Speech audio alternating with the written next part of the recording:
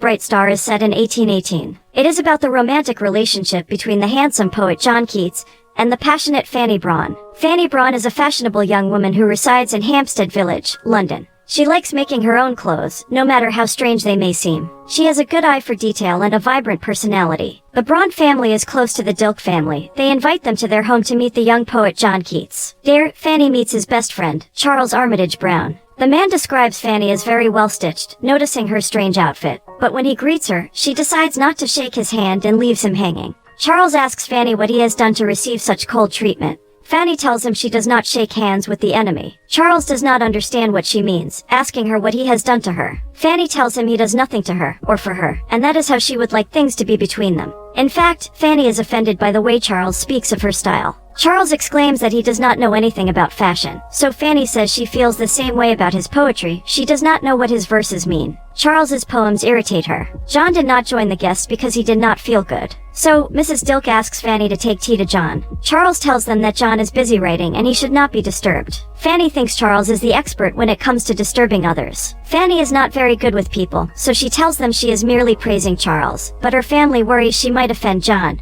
who they hold in high regard. Fanny takes the tea to John, and before she goes to his room, she makes sure she looks presentable for the handsome writer. John pulls the door open and surprises Fanny. She ends up spilling his tea. Fanny laughs, telling John that he likes joking around, just like her. She tells him that the only person who does not appreciate her jokes is Charles, who thinks she only cares about fashion. John sits down and holds his book in his hands. He does not look keen on speaking to Fanny, and is, in fact, how Mrs. Dilke described him, in poor spirits. Fanny asks if John would like some biscuits, but he tells her she has come to spy on him. He assumes she is interested in learning about his character, but she tells him she does not care about it. John thinks maybe his fashion is more interesting to her, but she tells him he needs a new jacket. She is sure about her advice because she is a fashion expert, who designs and sews her own clothes. Charles enters John's room and asks if Fanny has annoyed John sufficiently. Charles kicks her out of the room, but before she leaves, she tells them that her stitching is more brilliant than their scribblings put together, and she can make money from it. Charles is surprised by that, while John laughs, calling her minstress. Fanny's younger brother, Samuel, goes out to purchase John's book Endymion for Fanny. The bookshop owner tells him the book has not received good reviews, and he has not sold one copy. Fanny's sister, Toots, tells him her older sister wanted to read the book for herself to determine if the poet is an idiot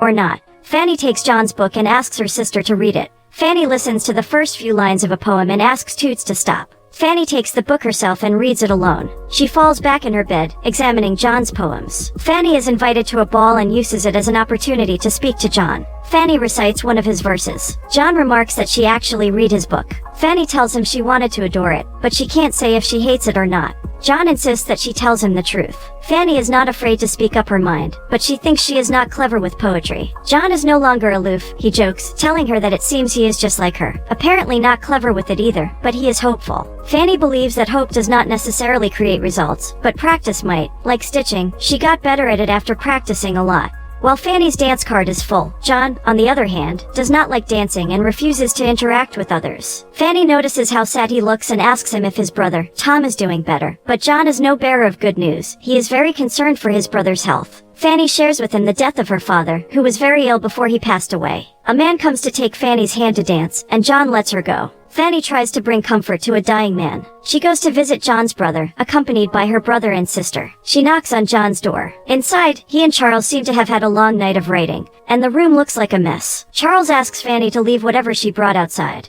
but Fanny insists on seeing John. The latter asks Charles to invite her inside. As Fanny enters the room, Charles steals one of the biscuits she prepared for John. She calls Charles a disgusting ape. He hears this and starts acting like one, screaming and running around. Before Charles manages to take another one, she hits him and threatens to bite him if he comes near her again. John tells Charles to be careful because she has sharp teeth. She has sunk her fangs into his poor poems and torn them apart. Fanny is sorry about that and reveals that she thought the beginning of his poem was perfect. John does not want Fanny to leave. He asks her to stay because he and Charles are monkeys who obviously need company and inspiration. But Fanny is not interested in that. John goes after her, thinking that her visit might cheer his brother up. Fanny does not care about asking her mother's permission to be a little late. She asks her brother and sister to stay with her as she walks ahead with John. Fanny is amazed by John's ability to tolerate Charles's craziness. Fanny believes that wit and fashion are two things she prefers in people, and that is why she is not a big fan of Charles, because he lacks both. John starts speaking poorly of the people Fanny is talking about, and she thinks John is particularly targeting her and attacking her with words. John tells her that he is merely defending Charles's generous heart. John apologizes and takes her to his brother. Fanny finds John's brother in bad shape. The young boy is delusional and desperate to feel the warmth of his brother. Toots tells Fanny that she wants to leave because the place smells bad, but Fanny instantly threatens her to cut her hair at night if she speaks another word. Fanny watches John take care of his brother and feels bad for both of them. The next time John and Fanny meet, she asks him about his brother, hoping he is doing better, but John does not want to talk about Tom. He surprises her with his indifference, but she respects his wishes. Soon after, the Brauns receive the news of Tom's death. Fanny is heartbroken and runs up the stairs to her room to work on something she wants to give John. She finished it in one night. When Fanny meets John, she gives him a pillow slip, and John plans to rest Tom's head upon it. Before John leaves Fanny's house, he asks her to invite him again, but alone next time. Fanny tells her mother they should expect John to spend Christmas with them. The Brauns are very excited about that. Charles reminds John that the Reynolds have already invited them for Christmas. Fanny tells Toots that Charles wants John all to himself, and that is why he does not want him to be close to them. Charles tries to defend himself, but Fanny does not want to hear anything coming from him. She leaves the room in the middle of their conversation. Mrs. Braun receives a letter from John asking her if her invitation is still available. Fanny is happy to hear about his return and wears something nice for dinner. She asks him to teach her poetry because she would like to understand it and she doesn't know how to begin. John proves to be an interesting guest and amuses the Brauns with things he has seen in Scotland. Toots asks John for a short poem. John thinks for a moment and starts speaking what is on his mind. His verses impress everyone, but then he pauses when he goes blank.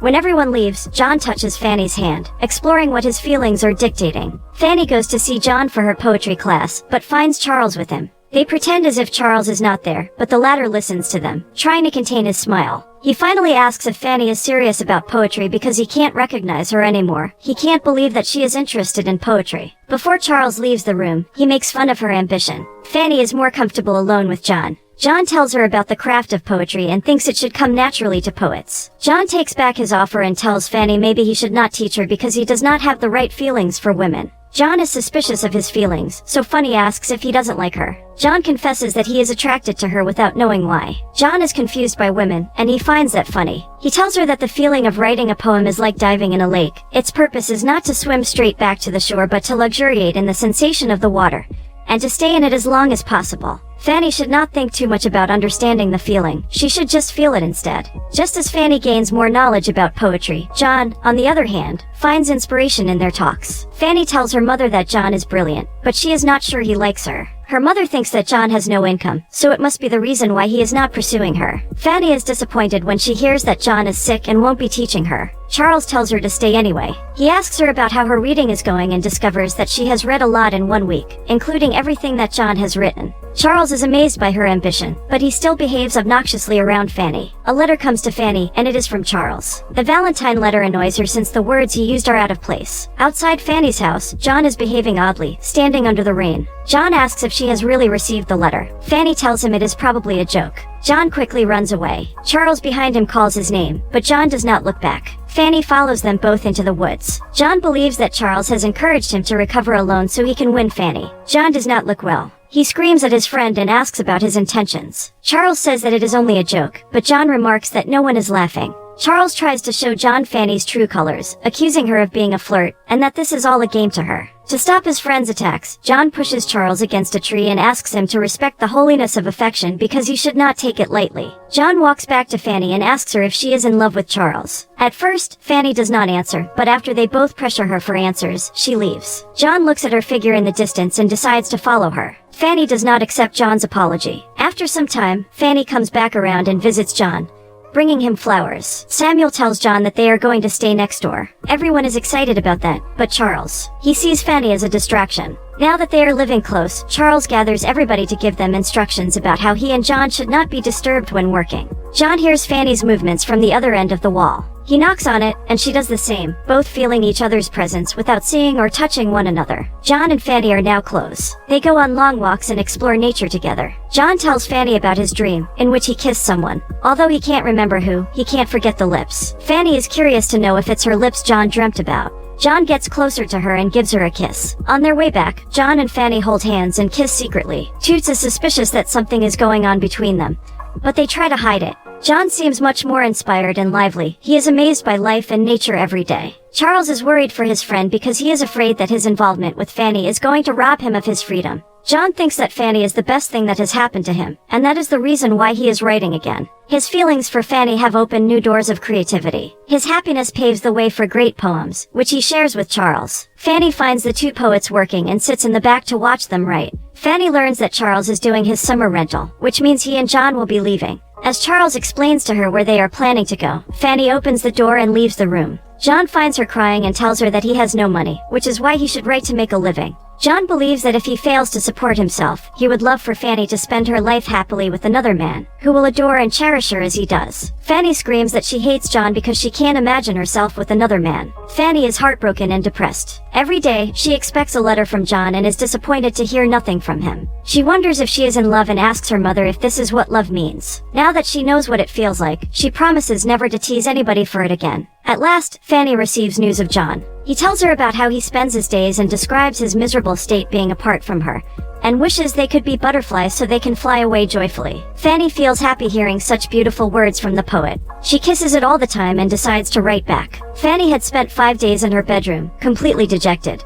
But upon hearing from John, she was back up again. She began a butterfly farm in her room to honor his letter. Fanny's mother is concerned about the state of her daughter. Fanny's room is full of butterflies, and she only feels alive when she receives John's letters. In the meantime, everything around her feels fake because he is not a part of it. Fanny sends Toots to the kitchen to get her a knife. The worried mother asks Toots why Fanny needs it, and she tells her Fanny wants to take.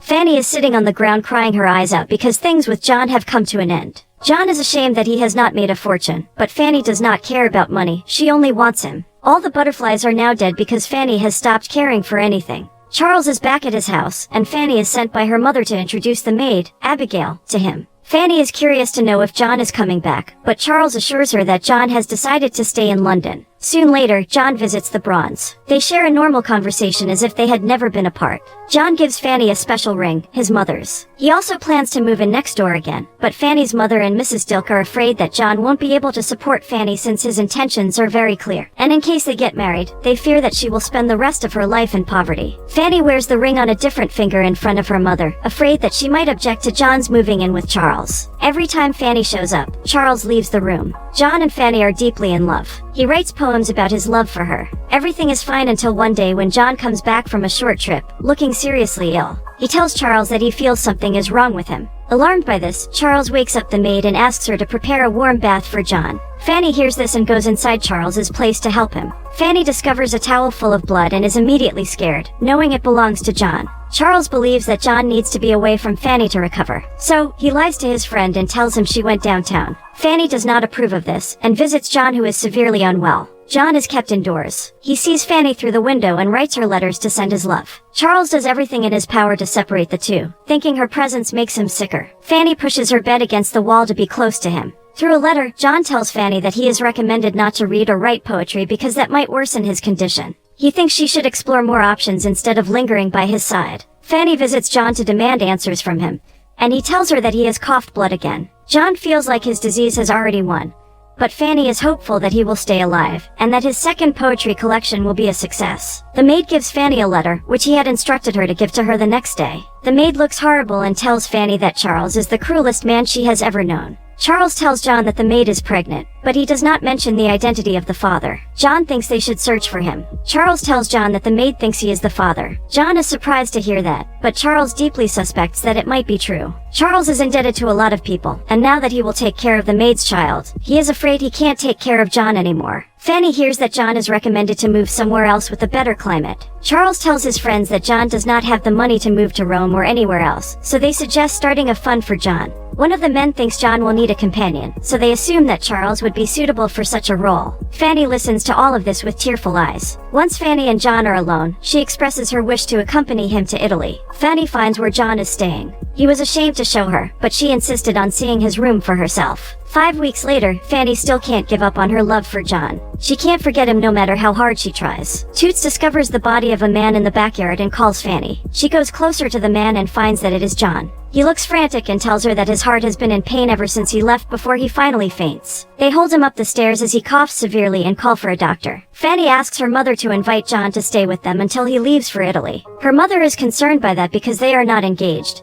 and she is also afraid that Fanny might get married to John and leave with him for Rome. Her mother regrets ever moving in close to John. Her daughter is already a source of gossip, and is afraid that might ruin her reputation. Fanny confronts her mother and asks her what could happen if she and John get engaged. John shows signs of recovery and is expected to leave for Naples in a couple of weeks. Although he coughs from time to time, he looks a little healthier and is glad that Fanny is with him at all times. John published his second book, which received mixed reviews. Fanny is very proud of him, and her mother asks John to stay with them and marry Fanny, because she accepts him into their life now. Fanny is moved to tears by how much her family loves John, but the latter still decides to leave. Fanny cries in John's arms, telling him that there must be another life because they can't be created for this kind of suffering. John holds her tightly and kisses her. He tells her that he doubts they will see each other again on this earth, but Fanny can't understand why he is leaving. John's friends have already paid for his trip and he can't refuse them. Fanny suggests that he could tell them he is ill, but John tells her that their existence is beyond this world because they are in another one, of their own invention.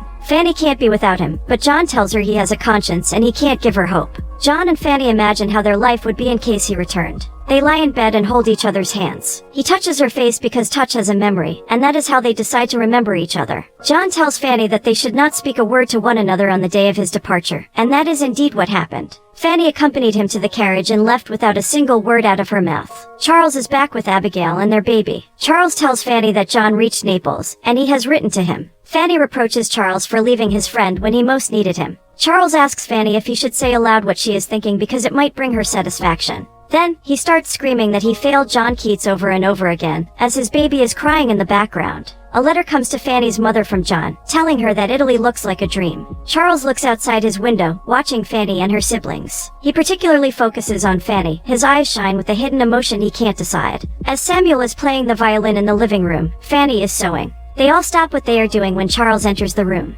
He announces the news of John's death, shocking everyone. He asks if they are ready to hear what John's companion Severin had to say in his letter, and Fanny nods impatiently. John died on Friday, the 23rd of February. John asked Severin to lift him up because he was passing away. He asked him not to be frightened and thanked God that it had come. At one point, a cold sweat broke out all over John's body, and he suddenly passed. Fanny could not bear hearing details about John's death. She stops Charles and leaves the room. Charles watches her leave with a tortured expression. Fanny cries out loud, not knowing what to do with herself. She breaks down at the end of the stairs and calls for her mother. She hits her chest, telling her mother she is so hurt she can't breathe. In the last scene of the movie, we see that Fanny has made herself a black dress. She stands in front of the mirror and starts cutting her hair. Her locks fall on the floor, and she exits the room quietly. She puts on a hat and leaves the house. Samuel goes after her as she ventures into the woods, murmuring John's verses with a heavy heart and eyes full of tears. Fanny never forgot John or removed his ring.